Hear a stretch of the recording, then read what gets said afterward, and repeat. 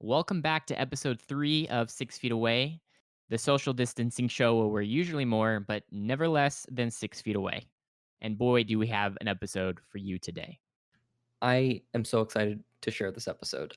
We finished recording the episode with Elliott, our guest for today. I'll let him explain who he is and what he does.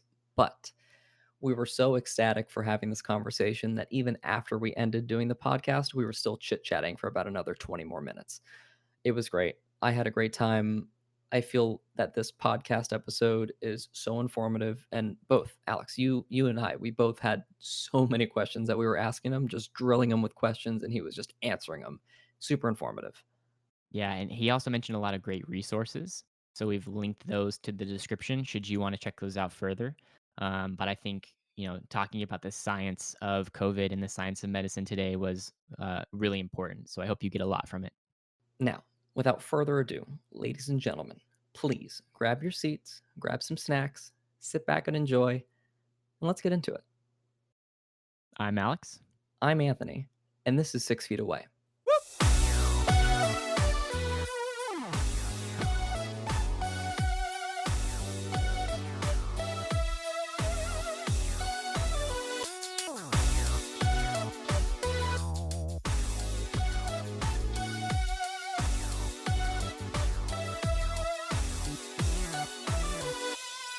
Elliott, my good friend, my line brother, my previous roommate, good friend of mine. How the hell are you, dude? Oh, I'm doing okay. Been keeping very busy, all things considered. Well, Elliott, just for our audience, just to know, what is it that you do exactly? So I'm a second year medical student. I actually go to school in a Caribbean school, so overseas, and so I've just been hitting the study grind, hitting the learning everything I possibly can before my USMLE's my licensing exam, which would happen over the summer. So I'm in my last term as in the basic science curriculum, which is your first 2 years of medical school, and just lots and lots of studying. That sounds horrible, but also really great that you're doing that. it's it's a lot, but it is rewarding. It's fun to when I was seeing patients down there to one, it was good to actually understand what was happening, but be able to talk to them and get a story and all that. So, what kind of medicine are you aiming to practice when you graduate? Right now, I'm looking into my goal is neurology, study the brain and the nervous system. I already have my original degrees in neuroscience, and down in school, I've been doing some neuro research. I've been heavily focused on the neuro curriculum. I tutor a lot of people in neuro, so that's really the goal for me. So, not only could you speak to maybe like the medical aspect of COVID a little bit, but you could probably speak to how it's affecting people's minds too, maybe. I probably could.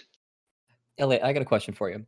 Take me back to the day that you got the news of this virus spreading and making its way to the US, kind of how that had affected you personally, how it affected med school, kind of like what that process looked like, and kind of the work up to now you being back here in the States. So, kind of walk us through that a little bit. All right, this is going to be a story. I love stories. So, so the news of COVID-19 it's been slowly getting larger and larger, like over months. So, and Grenada didn't really have any positive cases until actually very recently. So when news of COVID-19, the news of COVID-19 spreading over countries over on the other side of the world and then eventually getting to the United States, Grenada still did not have any cases. So all of the emails we would get from the school, from the higher ups of the school, or from the Grenada Ministry of Health they were all saying there are no cases here. We still want you to be safe, but there are no cases here. So just continue doing everything you were doing. So it wasn't until I would say it was March 10th, I believe. It was a Tuesday. So we all get an email saying, "Hey, the school is updating the participation policy. So if you're sick, you don't have to come to class." Oh, that's So nice. so the school the school has it has a mandatory 80% attendance policy. So you have to attend 80% of lectures. You have to attend 80% of small groups. You have to attend 80% of the hospital sessions, and that's for accreditation purposes. But they require you to go at least 80%. So what they're saying is, hey, if you're sick, if you want to be safe, we're going to suspend that. Just don't come, which is nice. But then we were hearing some gossip of some of the deans were saying, hey, if this is only applies to you if you are sick. So if you're not sick, you still have to come anyway.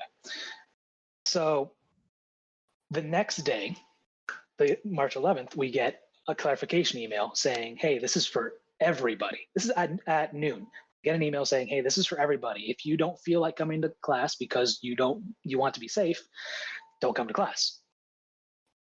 So naturally, we're all happy because we want to be, well, one, we want to stay safe, but two, we all want to stick to our own study plan. All of us in the last term, we've finished the curriculum for the school. Now it's all basically review for the big licensing exam coming up. So we just want to study on our own plan, not have to go to lectures, which are basically reviews at this point. So at noon, we get the email saying, hey, if you don't want to come to class, don't come to class. At 8 o'clock at night that same day, we all get an email basically saying, hey, everybody, GTFO. We're Like off the arranging island? off the island. We are arranging charter flights for anyone who wants to leave from Saturday through Tuesday.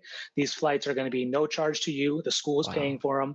We will fly you to Miami, New York, or Toronto. Just let us know that you want to be on one of these flights by filling out this form. Let us know where you want to go, and we will send you to where we will kick you off this island. Wow. Wow. So Wow. So that was within the course of like 24 hours then. yes, within the course of 24 hours, it went from, hey, if you're feeling sick, you don't have to come to class, To to get out of our island. everybody leave. We will start sending you off in like 3 days. Wow. So needless to say, the whole next day was all just packing and organizing. Me being in my last term and all my friends, if we leave, we're not coming back because the emails were saying, hey, everybody leave, be prepared to stay for at least a month. And if we were to come back in a month, we would only be back for like 2 or 3 more weeks, and then we're off again. So they weren't going to make us come back. So it's just packing up my whole life over there. I was in my own apartment off campus, and so packing up everything I could. I didn't know when I was leaving, but anyway, on that Thursday, we get another update email saying, "Hey, we're still going to send you out, but be ready to leave by tomorrow at 11 a.m. That's when the first flights are leaving, and we will send you everybody who's on that flight an email." So we're all kind of freaking out and drinking at the same time, and packing and drinking Well, some more. appropriately. Yeah. So everybody tells you not to binge drink, and all the doctors tell you not to binge drink, but ask them about how much they drank in medical school. It's a different story. I'm sure. That's funny. But anyway, by midnight on Thursday, we had not gotten any emails about flights. So we all, at least myself and all my friends, we assumed we weren't on the Friday flights. So we just kept kind of packing and drinking, but still. Friday at 3:30 a.m., I get an email saying, "Hey, you're on today's flight at 1 o'clock." What? It's like if you're sleeping, you shouldn't be. So I was up at 5 because I usually get up at 5. So I wake up, I see, oh no, I'm on today's flight in a few hours. So I finished And you're packing not up in a coming rush. back. Yeah, I'm not coming back. So I had to essentially pack up everything I could fit into 2 suitcases. That's 50 pounds or less because that's airline standard. Leave what doesn't fit. A lot of people were rushing to sell things at the last second. A lot of people were donating things. I ended up donating like half of my apartment worth of stuff. All of my food basically got tossed away. Bottles of things I'd collected. lots of stuff just getting left. Yeah, just I had to pay one more month of rent because I mean I still had to pay for rent. I had a contract, which was $1,500 by the way. Did it come with an ocean view? No, Yes. it came with a roommate. Actually, it did come with cleaning, which was nice. Oh, That's good. you don't have time for that in med school. I do not. Yeah, say like kind of final goodbyes to a bunch of my friends and head over to the hop on a taxi over to the airport. Jesus. Wow. And then I mean the charter flight was a trip and a half. Long story short, that flight was delayed 6 hours. Oh my God. But What happened? literally everything that could have gotten delayed got delayed, from the plane not being there on time. The plane itself was like 3 hours late. So we're all wondering where the plane is. The second charter flight for the day landed, and we all thought that was our flight, but it wasn't. It was the next one. So the second charter group of people showed up. They were delayed, yes, but they got on their flight before we did. And then there was And you were the first apparently ones issues there. with paperwork. We were the first ones there. I got there at my flight was at 1. I got there at 10 a.m. And what time did you leave? Oh, that's a good question. I left just before 7 o'clock. So you were there from 10 to 7 p.m. Just in the Yes. airport. Jesus. waiting for the hopper. Wow. So then paperwork was messed up, and then baggage took forever because apparently that flight isn't or that plane wasn't a plane where you just take the bags and throw them on the plane, but all the luggage got loaded up onto like these box crates, and each of those box crates individually got like almost crane lifted into the flight. It was weird. What is? I had never You seen can't that make this before. up. What airline is I had this? never seen that before. This is like a Eastern TV show. Airlines. It's Eastern, Eastern okay, so Airlines. I'd not never heard of American. it. Got No, it's based somewhere else. But so yeah, that took forever. And then I eventually got to Miami. They were sending me to Miami. I got to Miami around 11 p.m. My bags were one of the last ones out, which was annoying. So that took a while. And then I drove up from Miami to Orlando. My dad came down to get me.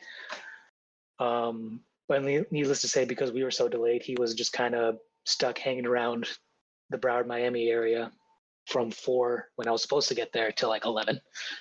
Jesus. And then we drove up, and I've been in at a desk studying ever since.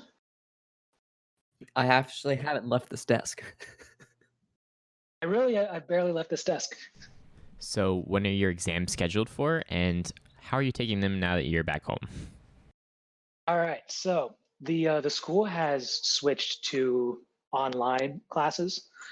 So the lectures themselves have all been recorded, so I can go in and watch the lectures if I want to. But they're not recording me. They're not recording if I actually watch the lectures or not, which is good because I'm not watching the lectures. I'm following a different study schedule. But once a week, I have to attend a small group meeting, which is over Zoom, what all the schools are using now, where it's an MD facilitator and some of my classmates, and we're discussing cases or going through physical exam. Today's one was evaluating a patient who is showing signs of Graves' disease, hyperthyroidism.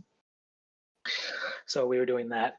Exam wise, they have pushed the exams back because of all this craziness, but exams are being done on online platforms. So first we used this program called Proctor Track, which was creepy. It uses an AI proctor, quote unquote, to watch you take the exam, and you get flagged if you do some kind of behavior that I guess is suspicious, such as like if you keep looking off screen, if you pull out your phone, if you cheat, You blink too many times. the school can mandate that the school can set settings saying, oh, you are allowed to use notes. No, you're not allowed to use notes. You are Hmm. allowed to use your phone. You are allowed to use a calculator. You're not allowed to use a calculator. You're not allowed to have notes. You're not allowed to have a whiteboard so you can write things out.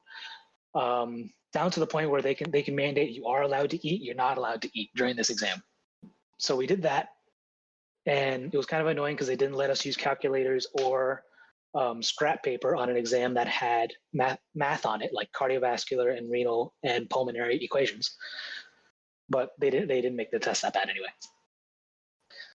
So we did that, and a bunch of people had problems with it in terms of the program was kicking them out of the exam early for no reason whatsoever, and a bunch of people were going crazy about that.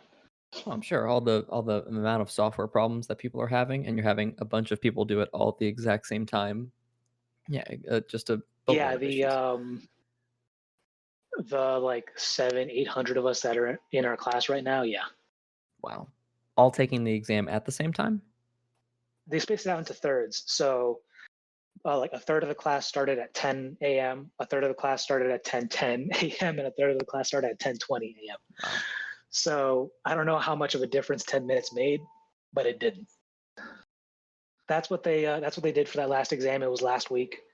Because of all those issues, they switched to a different software called ExamSoft, which is what we've actually been using to take exams throughout my entire time down there. We're all familiar with it. And my first exam for that will be in like 3 weeks, I think, because they've just moved it back a week. I've been reading a little bit about people getting to graduate early from med school to go help with the COVID cases. Is that something you've heard of? Yes, I have heard of that. That was a big thing in New York. I don't remember which school over there was doing it, but they're fourth year medical students who were there. They finished the basic sciences. They've taken all their licensing exams. Basically, all they're doing is just fulfilling the last bits of their clinical rotations before Mm. and waiting to hear back from residencies before they actually graduate, get their MD, and start working as an intern position. So That's what are they able to contribute if they're not fully? I mean, I guess that you're saying that they do have their licensure, but are they able to practice in a hospital setting? Yes. So actually, once you finish your fourth year and have an MD, the next step is to become a resident at a hospital. What And does so that that's mean, what Elliot? that's For what. people that don't know, what is become a So resident? What by does that mean for people? by become a resident, you enter what's known as the residency, and you are an intern at that hospital. The colloquial phrase was kind of coined because you're a resident because you literally live at the hospital. You are there more often than you're not. You sleep at the hospital. You have 24-hour shifts. You have 36-hour shifts. You are there all the time. And so You're you are basically a house. literally the yes, you're the actually your house is lackeys essentially. Gotcha. Gotcha. Um, so if you've ever been to the hospital and some really, really young looking doctor is the one seeing you, you are seeing the resident. Okay. And so for your first few years after medical school, your training is residency, where you are learning how to actually be a doctor. Because to be frank, your first 2 years of medical school, learning the basic sciences and what's happening in the body, most of it doesn't actually contribute to clinical practice. I mean, I'm answering questions about an amino acid change in the 508th position of a protein, and that leads to cystic fibrosis. Whereas in practice, it's going to be more, okay, I need to give this drug because they're having this symptom. Okay. Understood. But residency is that your first year of residency is quote unquote internship, where you are doing internal medicine, everything. It's very general. So for these people, they'd be going into internship. Yes, they're basically saying, hey, we'll cut your rotation short because you're at the fourth year. There's not a whole lot you're learning at this point. Anyway, it's all electives. So if you want, we'll cut it short. We'll give you the MD, go into residency and help. Wow. So it incentivizes So the people. different it almost incentivizes people in the way that you can finish early. You're going into the field. You're literally jumping into the fray, and you're doing what you would be doing anyway, just 4 months early, 3 months early. So, having just spent the last 2 years learning all about the human body and the way it interacts with the world, can you speak a little bit to maybe the science behind why COVID is, people have been saying, oh, well, it's not as bad as the flu or it's not as bad as this. Can you speak to maybe why COVID is such an issue around the world right now? Well, COVID is, well, first off, the coronavirus it's a family of viruses, Coronaviridae, and viruses can undergo a number of different changes that can lead to epidemics, can lead to pandemics. The flu can do that. Coronavirus itself has done that a couple of times with SARS, with MERS, a long time ago, and well, really not that long ago, but it's happened before, and it causes pandemics, causes epidemics. But now we're in a pandemic, so they call it novel coronavirus because it's a strain we haven't actually seen before. And so naturally, we don't have all the tests for it. We don't have all the proper precautions for it. That's what these pandemic response teams and all these things are supposed to be for. But right now, it's a lot of how do we contain it because it's gotten everywhere. And right now, we're getting more on the ball of like, okay, now we have the tests. We're trying out new drugs. Whereas back in like January, we really didn't have a lot of those things. Okay. Can I answer the question? Yeah, no, you definitely did. Is there any element of it being more viral than more? It's easier to pass on than other types of coronaviruses. That, as far as different other coronaviruses, I don't know. The coronavirus is a respiratory virus, so it is spread by respiratory droplets, meaning that whenever you talk, you are literally puffing out an aerosolized like particulate spit almost out in front of you. You can't avoid it. It happens. That's why you see a lot of those really gross, super slow motion videos of people talking, and you can see like a literal mist coming out from their mouth. It happens. That spreads it.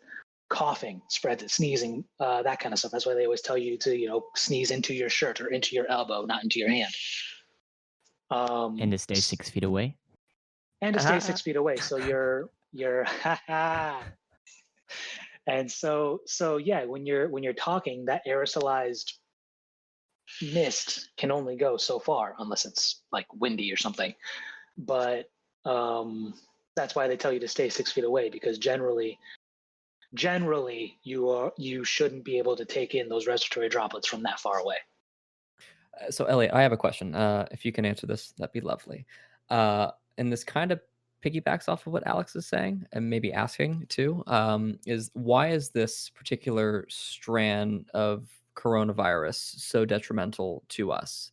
And maybe what I think, but maybe I'm wrong, but we don't have in the United States, we don't have an immunity built up for this type of virus. Is that correct? Is that why, like common flu, even though more people die from it here in the United States, is that the majority of the population has some sort of an immunity to it? And this specific virus, many, if not none of us do. Is that correct, or is that incorrect to say? Well, there's a difference between having an immunity to a virus versus having an immune system competent enough to just kill it. Okay. So if you're immunocompetent, you don't have any underlying disease, any underlying immunodeficiency, such as something like diabetes, for example, puts you in an immune deficient state. Your immune system in that state is weakened. So if you are confronted with something like COVID, your body is weak to start with, so it can't literally win that battle. So COVID will take over. Versus if you are more immunocompetent, you don't have any other issues going on, and then chances are, most likely, you will be able to eradicate the virus. And worst case scenario for you in that case is you spread it to someone else, because yes, Yeah. your body is still killing it and you are asymptomatic, but at that point you are still a carrier, so you still can spread it to someone else. Now immunity just means that thing doesn't infect you at all, and that thing can't even touch you. That's what I So mean when I there's a say there's a distinction. difference. Yes. Got it. So it's novel in that pretty much no one is immune to it that I know of. But in terms of why this one specifically is so bad, I really don't know the answer to that. That's more deep into the research, and I think we're still trying to figure that out. I was hearing about I was hearing about different ways that it could enter your cells through different enzymes and stuff like that, but I really don't know that level of detail yet. Question, you mentioned research. Is there any good resources for people who are interested in keeping up with the latest science coming out about coronavirus? Are there good resources that people can go to, um, you know, essentially see where we're at with the research? Or educate themselves, you know? Yeah. Um, for the general population, I think the CDC's website would probably be one of your best bets. I generally Okay. try to avoid most quote unquote news outlets when it comes to Sure. updates about it. If you want to get deeper into the science of it, you can go into this website called PubMed, PubMed, PubMed, which is essentially a database of research articles. So you can type in coronavirus or COVID-19, and it'll pop in the actual researcher articles about COVID-19, the people who are actually doing the research, the people who ran the tests. So, for example, when people were talking about the how hydroxychloroquine and azithromycin could be effective against it, I went to PubMed and I found the article from France and started reading through it. I didn't have that much time to go through it, but I went straight to, okay, what did that researcher say? Not what does this news person say? What is this person saying? Right. But then again, that's more your hardcore sciences. Well, and in your brief read through, what did you surmise? At this point, I'm happy that it's working. I am worried about side effects or drug interactions. Both of those medications can cause heart issues, QT prolongations, and other hardcore science that I don't really need to get into, and a bunch of answers to questions that I've had to give on my exams. But I can't tell you how many times I've answered a heart problem with literally azithromycin or another drug of that class. But anyway, I Huh. digress. I am worried about that, but that's something we're not going to see until for a while, whether it's people taking it now or something we're not going to see until more people start getting the treatment. That's why when you're researching a new drug, you don't actually start looking for the main side effects until really phase 3 trials when you're giving it to a lot of people.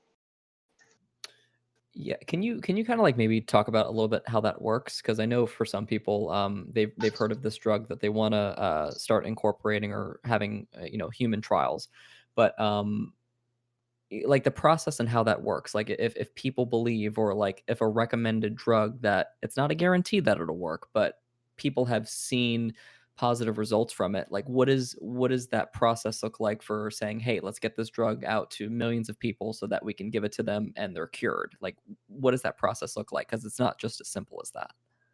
So the process generally is, so when it comes to getting a drug put out to the masses, there are phases.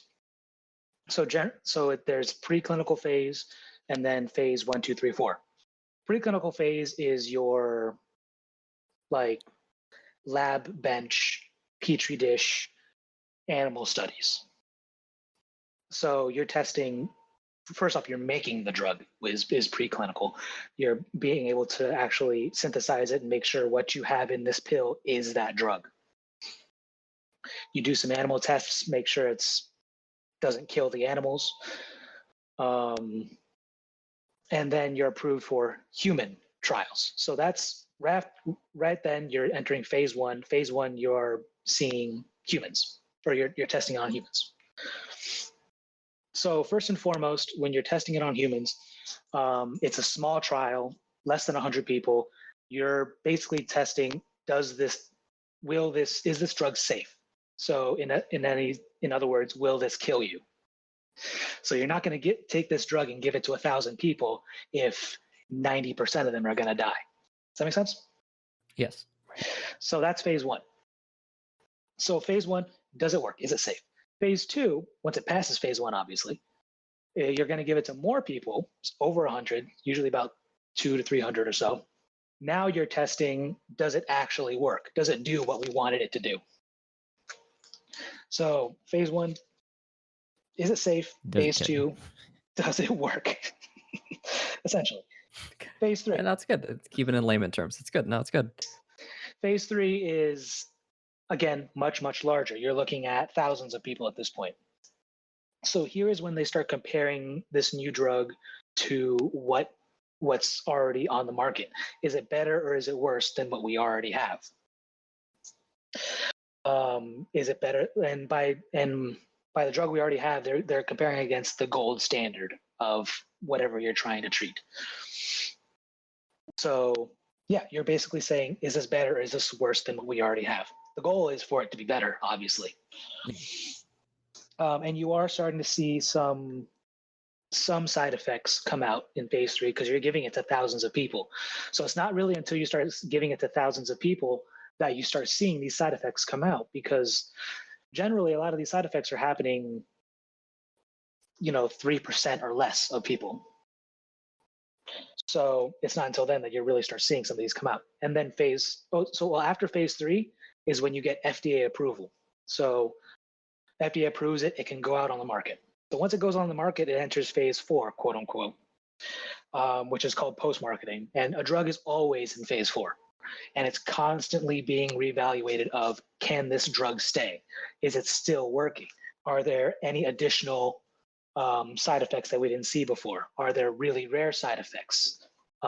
Is this interacting with other people's medications that we didn't realize it was going to do? That's phase four, post-marketing.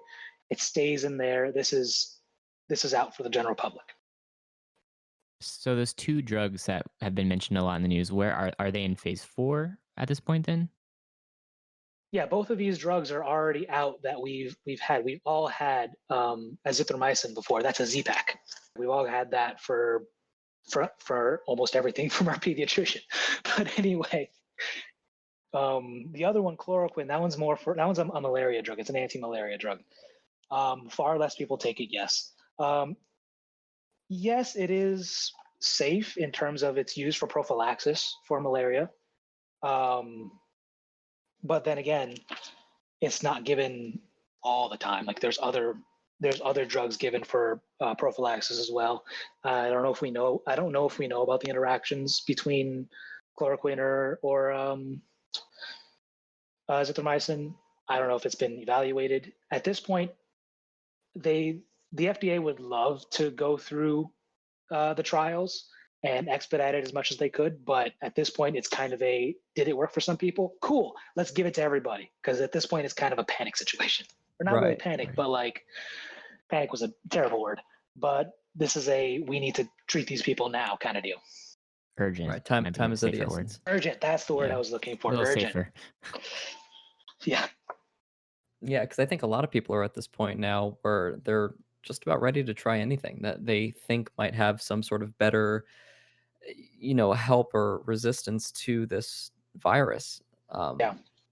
Yeah, it's interesting to me because people have been like, there's been stories in the news where patients that have this virus, are talking to their doctors and they're like, hey, like I want to try this drug. And like, I don't know if there's like a moral thing that has to go on, like from the medical personnel, like, hey, like can we do this? Like, should we just give it to them? Like, there's a lot of just weird things that I think that can happen along the way, morally and kind of like ethically. So I don't know if those things are kind of, out of whack, if that makes any sense. A lot of physicians are prescribing it to people just to be safe. I've heard of a couple stories of physicians themselves prescribing it for themselves to have just in case. Um, but I mean, it's a big question of, does it actually work? I mean, yes, it is showing some promise, and that's good. But we really it's gonna there's gonna be a lot of evaluation of over the next like month or so as more and more people get it. Like, does this actually help? Does this actually eradicate COVID, or is it just making it dormant? Or or is this going to prevent them from getting it in the future? Can they get it again? Will it be worse the second time they get it? Um, for all we know, this is something like dengue, where if you get it a second time, you start bleeding out of every orifice. Because we haven't So experienced it yet. yeah, it's we don't know. So there's a lot of unknowns here. Let me just shift the frame of reference a little bit to 2 months from now. Um, I know that you are not, a future seer, but You might be. You never know. you might be. Um, how does this pandemic reduce itself down to something where we can go outside now? We don't have to stay 6 feet away. Like, what is that process of kind of de-escalation um, for the current pandemic?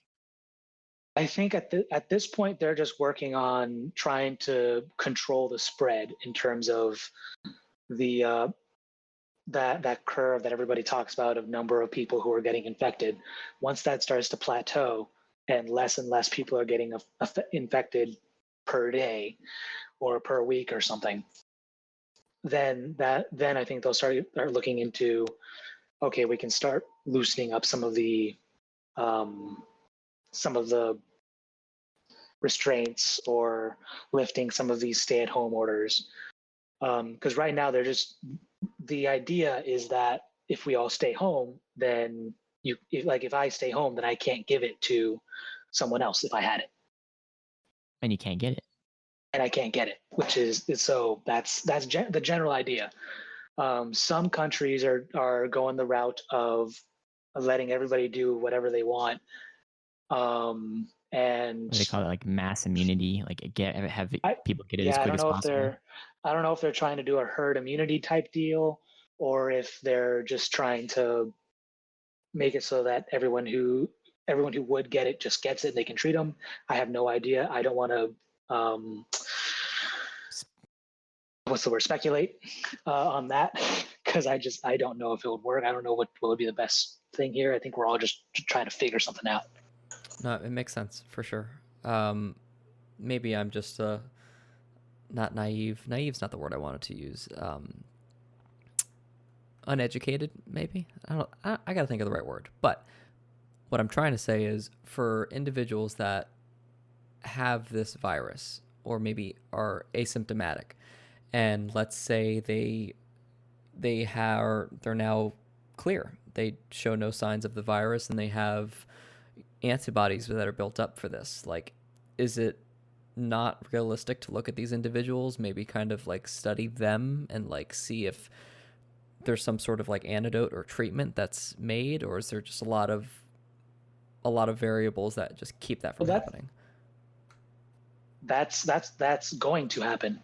So chances are most of these patients who have recovered, once all this craziness dies down, some research will start coming out in terms of studies will start offering, hey, you recovered, may we take a blood sample, draw your titers, see the antibodies that you have, and run some tests. So that will happen. Now, is everybody going to be tested? No, it'll probably just be subsets of the population and those who want to. But this is something that does actually need to happen so that we can evaluate how our bodies were responding to it. Is it the same antibodies that we expect to come up from it? Do these antibodies work against reinfection? Because at this point, I don't know if it will or won't. I'm not even sure if we know in general if it will or won't. Will these antibodies stick around? That kind of thing. Okay. Yeah, and yeah, there's like a lot of questions, and I think that's what's like being a medical professional. I think as a medical professional, you're bombarded with so many questions and so many unknowns that not only are you trying to do the research and help find a cure for it, but being bombarded with these questions and what ifs and if this happens, like just keeping it all Yeah. together and, just trying to make sure that the ship doesn't sink. I feel like they can be really taxing on people. So again, yeah, I apologize for the questions like that, but it's interesting to me. And I'm sure like a lot of people have these questions. So, we want to ask them just so that if people do have these questions and hearing from you, Elliott, you're very knowledgeable when it comes to this stuff. So we appreciate those answers because I know sometimes they're hard. I try to answer.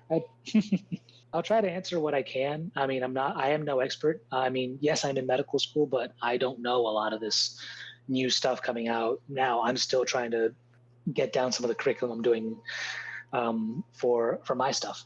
So I do try to keep as updated as I can be. I mean, there's a solid chance that in a month, 90% of what I just said was wrong. So, and that's a good thing because that means we're learning more about it to the point of now we have more knowledge. Now we know what's happening.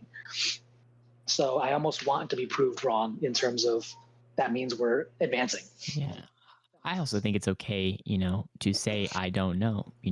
I think it's sometimes better to say I don't know than, mislead people to some extent. That is one of the big difficulties for a lot of new doctors, because they always want to be that guy who can figure out the diagnosis. They always want to be House, and we're all be able to say, "Oh yeah, you have a patient walks in the door, and you're just like, boom, pheochromocytoma," and everyone just looks at you like, "How'd you know that?" But in reality, that never happens. So it's okay to say I don't know. It's okay to ask for help. The way I usually go about it. So, for example, when I was seeing patients, or the mock patients, quote unquote, down in Grenada, and I didn't know, I would say, they would ask me a question about their disease process. I wouldn't know, so I'd say I don't know, but I'm going to do X, Y, and Z so I can figure it out. We're going to run these tests so we can have an answer to your question. So long as you can do that, usually that's just advancing your patient the way towards getting better. Right. If that makes sense. Yeah, you're deducing what it could be. You're breaking it down a lot more. Yeah. Otherwise, everything else been okay with you? Like, I know we've been going off a little rail. I just wanted to kind of tie it back in, bring it back. How have you been dealing with all of this? Like you and your family, is everyone okay? My immediate family is doing well. I do have a lot of family up in the New York, New Jersey area, and a number of them have been coming up positive for COVID. My cousin and his wife now have it, and some of my dad's more extended family. I keep hearing every couple of days of some of them who are positive for COVID. I have 2 family members in an ICU.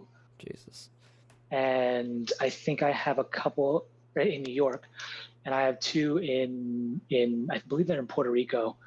They're also in the ICU, but they're kind of just waiting for ventilators. So are they giving you calls? So no, actually, my dad asks me a couple of things every now and then, but naturally, once at the ICU state, I don't know. And the doctors that are there are taking care of it. They're trying their best. I mean, there's only so much you can do as a doctor when you know your patient needs a ventilator, but you don't have any ventilators. So at that point, it just becomes supportive care. Like you try to do everything in your power to help the patient, but your hands are kind of tied. Well, Elliott, I hope that all of your family will continue to do well, and thoughts and prayers are with them, dude. Like there's a lot of people, even me and my immediate family, just trying to make sure my grandmother stays safe as well, and I'm being conscious. But anyways, man, Elliott, I just wanted to thank you for your time. I love this episode. I think this is so great. I appreciate you for being here. You've dropped so much knowledge on this episode. It's not even funny. Oh, Well, 100%. I've been intrigued the whole time. I just want to ask questions, but I know we want to be on top of the time here and don't want to take up too much of your time. I know you got to go back to that desk, that's not a but problem. we do appreciate you, Elliot. Is there anything else you want to say? Anything you want to share? If you got nothing else, that's okay. But I just wanted Any to ask. resources you want people to support? Uh, at this point, I just want you to support staying home. Okay. So, I mean, yes, all the doctors are saying that, all the news outlets are saying that, yeah, just stay home. I mean, I have an excuse because I literally just sit in a room and study all day, so I haven't physically left my house since I basically got back from the island. But I mean, yeah, the quarantine itch to leave is very real, and I understand that. Like, I can't tell you how badly I just want to go out and get some Chipotle. Order it. Well, it also helps that the nearest Chipotle is 40 minutes away, and I don't want to go drive 40 minutes. Don't order it. So, oh yeah. Not to mention it's gonna be cold. But anyway, yeah, just stay home And stay 6 feet and away. and stay 6 feet away. That's it. All right, Elliot. Thank you guys for having Hey, me. man, Thank you. thank you.